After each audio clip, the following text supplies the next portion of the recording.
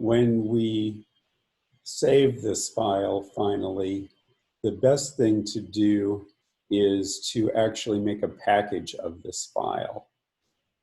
A package of the file is going to include the InDesign document.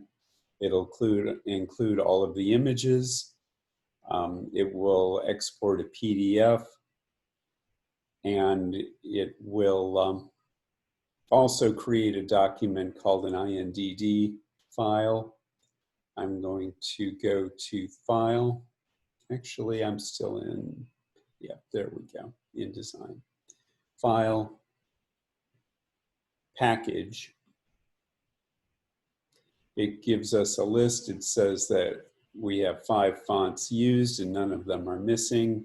If one of them was missing, then we'd want to go and get them and turn them on so that the document would be complete.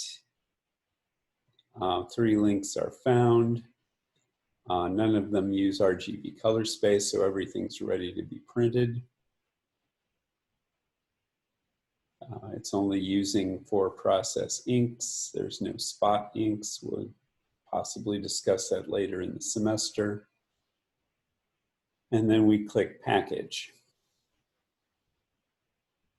When we pick Package, I'm going to go to my project folder again, and I'm going to package into the project folder.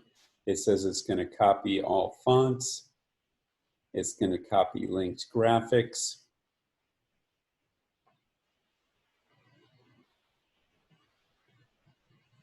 And then it's going to include not only the InDesign file, but the inddml file.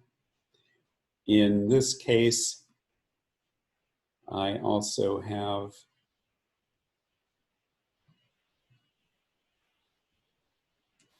I was going to say I've created an already, I have a crop version of PDF that I can include. The IDML file is really important. InDesign is notorious in that InDesign will only open files that are the same version or older. What happens at school is that we don't update continuously. We only update probably once a semester. So InDesign comes out with new updates sometimes once a month. You will probably have the latest, greatest version installed on your home computer.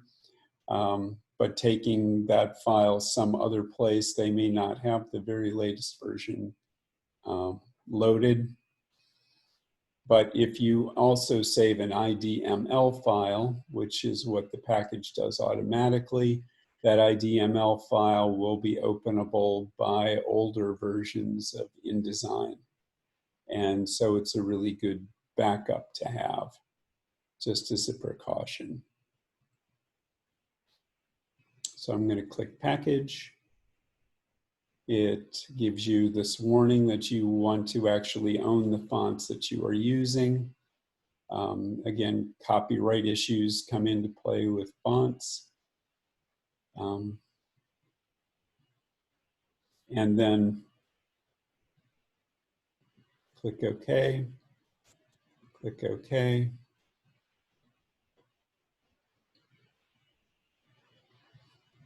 Packages it. If I go to my project InDesign, this is the packaged file, and you will see it includes all of the fonts that I've used. It will include all of the images that are linked to my project.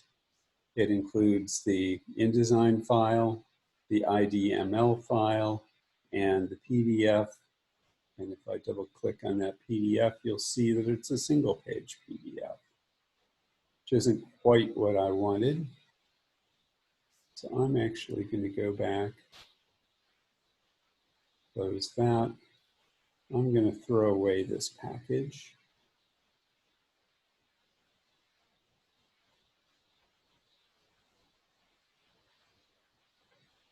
eventually. Move to trash.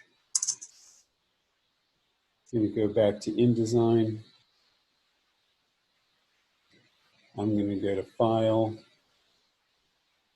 Adobe PDF Presets, Define. I have a preset. Well, let's see. I'm going to go to Press Quality, and I'm going to create new.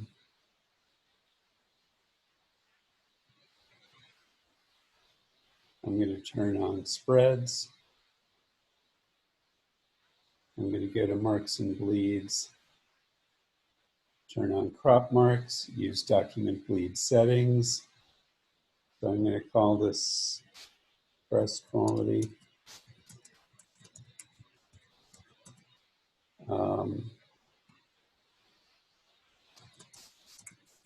Spread, crop, bleed.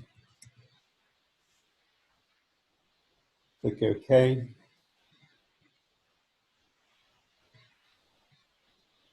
Click Done. I'm going to go to package this, File, Package, Package. I'm going to change this to Spread, Crop, Bleed.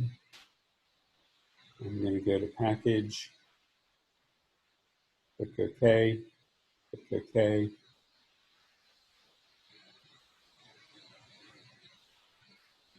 Go to my package, double click on the PDF, and you'll see that I have a spread, crop, bleed version of my PDF now. And so that's how to package. If you have this package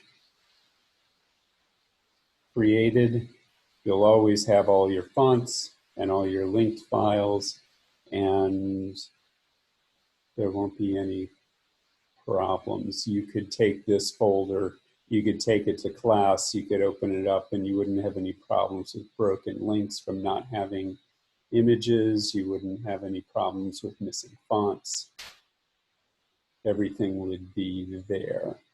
So working with or saving packages is just a really important thing to be able to know how to do in InDesign.